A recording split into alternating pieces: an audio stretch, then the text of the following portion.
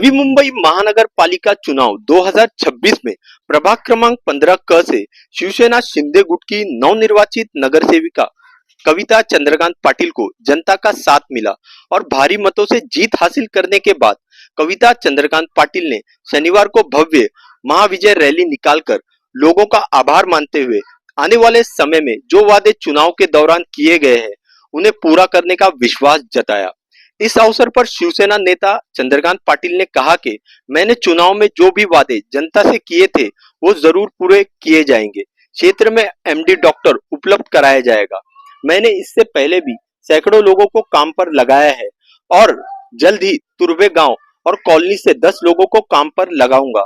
उन्होंने कहा कि मेरा प्रयास है कि सभी युवा और उनके परिवार को आर्थिक तौर पर सक्षम बनाऊं ताकि वो शांति से अपना जीवन जी सके।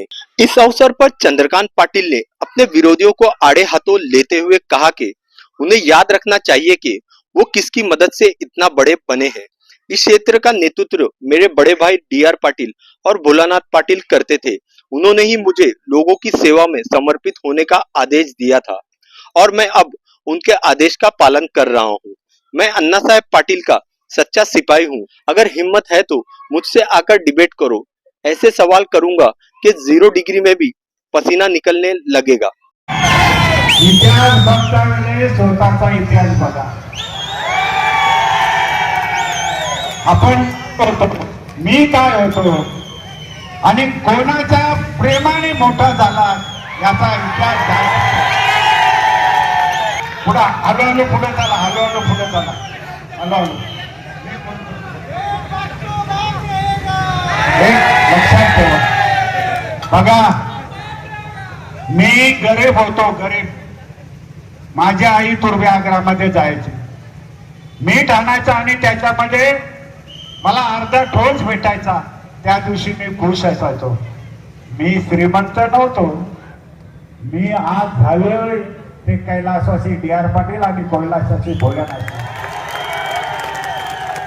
अशा अनेक लोकांची घरं उजवली पण विसरली।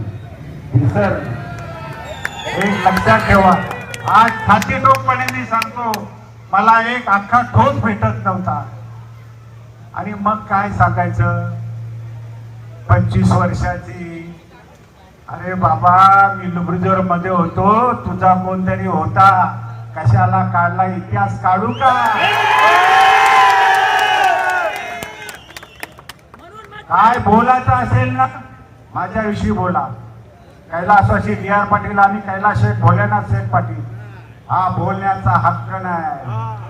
अरे याच्याच आशीर्वादाने तुम्ही मोठे झालात आणि आज विसरलात। आजच मोठे व्हा, याच्यापेक्षा 10 पटांनी बंगले गाड्या चालवा,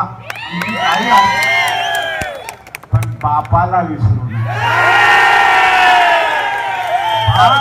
बाप वही होता है म्हणून जो बापाला विसरतो तो तुमचा आमचा काय असेल, काय असेल। मी हलूच बोलता, मला काय बाबा जोरात बोलायची सवय नाही। मी हलूच बोलतो पण असा वार करतो ना, वाघ 10 पावलं मागे। लक्षात ठेवा, आपल्याला कायदा सुव्यवस्थेची गोष्ट आहे। पोलिसांना सहकार्य करायचं। खास करून मी पोलिसांचे आभारी आहोत का मला एवढा संरक्षण। साहेब माझे खरोखर तुमचे आभार मी कधी फेडू। माझ्या जीवासाठी तुम्ही एवढं मला प्रेम दिलं त्याबद्दल आभारी आहे आणि सर्व कार्यकर्त्यांना आपण पुढे चला।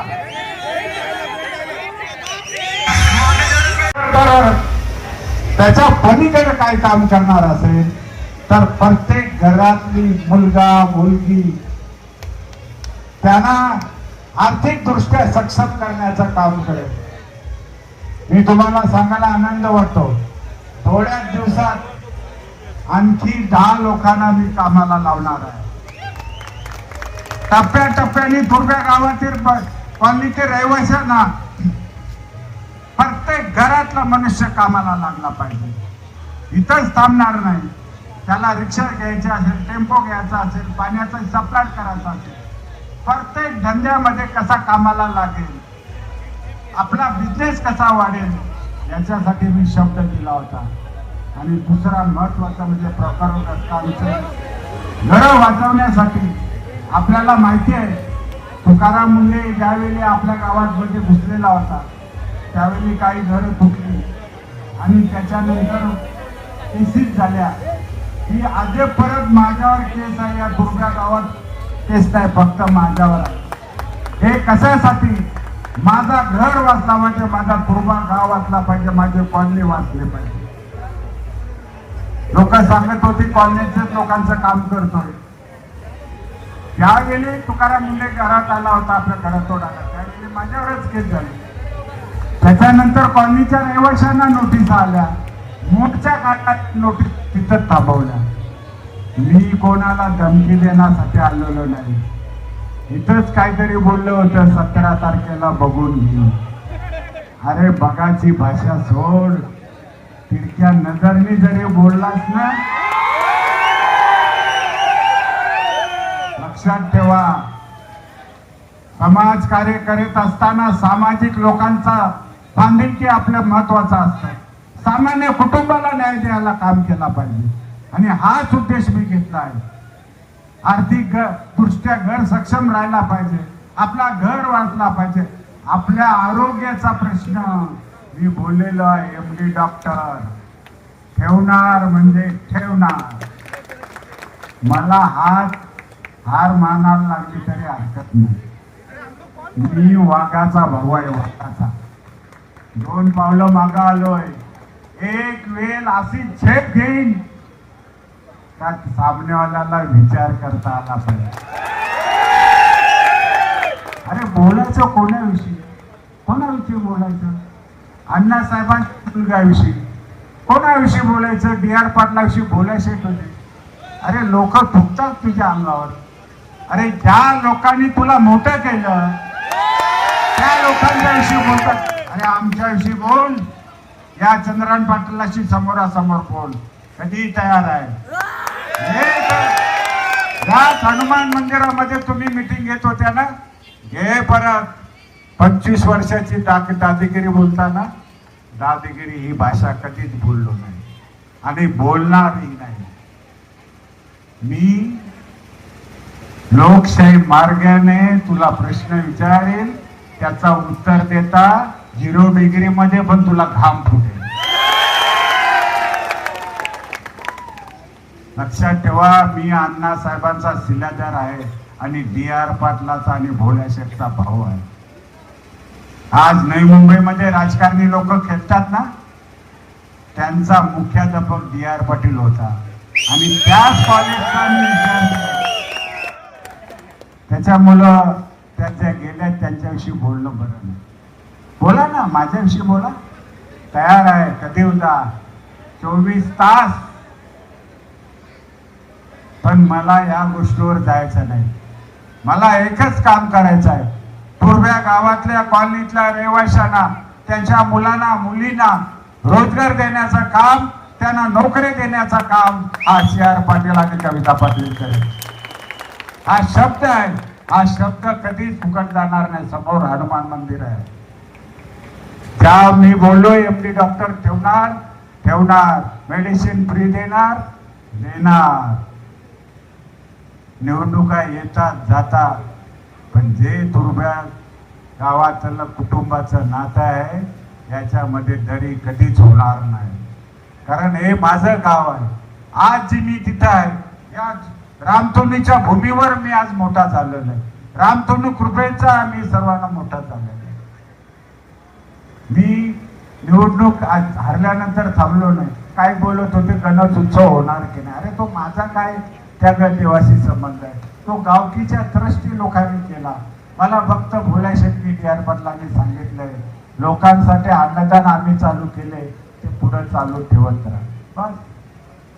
आपल्याला माहिती आहे, राम, सीता, लक्ष्मण वनवासात गेले आणि भरताला त्याला गादी समलाला सांगितली. त्याने सांगितलं मी पादुकाची सेवा करेन. भोळ्याशेठ DR पाटील स्वर्गात गेल्यानंतर त्याच्या अगोदर मला सांगितले तर तुला जमलं तर या समाजाचे जग आणि या समाजाची मर, पण यांच्यासाठी उभा राहा. तेच काम मी करतो. राम लक्ष्मण सीता ज्याप्रमाणे भरताला सांभाळायला सांगितलं राज्य, त्या डी आर पाटलांनी भोले शेटने मला सांगितलंय एखादी गोष्ट चुकीची होत असेल समोर उभा राहा, काही झाला तरी हटू नका आणि हटणार नाही. आपल्या आशीर्वादाची गरज आहे. म्हणून आपण केलेल्या मतदानाने माझी बायको कविताताई पाटील बहुमताने विजयी केल्याबद्दल मी आपल्याला भेटण्यासाठी आलेलो आहे. कोणी काय धमकी बिमकी दिली, कारण काय झालंय, सीबीआय ईडी पिढी आले आपल्या तुर्भ्या गावामध्ये चालले इन्कम टॅक्स. याच्या घरात घुस, त्याच्या घरात घुस, काय आहे घरात, काय तू बाथरूम मध्ये कशाला गेला होता, तू खाली जमिनीवर कशाला बसला होता, ते स्वतःच्या घरात कसा राहायचा तुम्ही सांगणार का? ही काय हुकुमशाही झाली का? आणि मोठा वार्ता करत हे समोर माझ्या समोर डिबेट करण्यासाठी मी तयार आहे. कर ना डिबेट. एवढ्या दिवस मी ऐकून घेतलं, शांत होत, आता शांत बसणार नाही. का तर माझ्या बरोबर माझी बायको आहे. एखाद्या पुरुषाला जर ताकद द्यायची असेल तर स्त्रीचा आशीर्वाद महत्वाचा आहे. आणि तुर्भ्या गावातील बहिणी मला सदैव प्रेम देतील एवढी खात्री बाळगतो आणि इथे थांबतो. जय हिंद, जय महाराष्ट्र.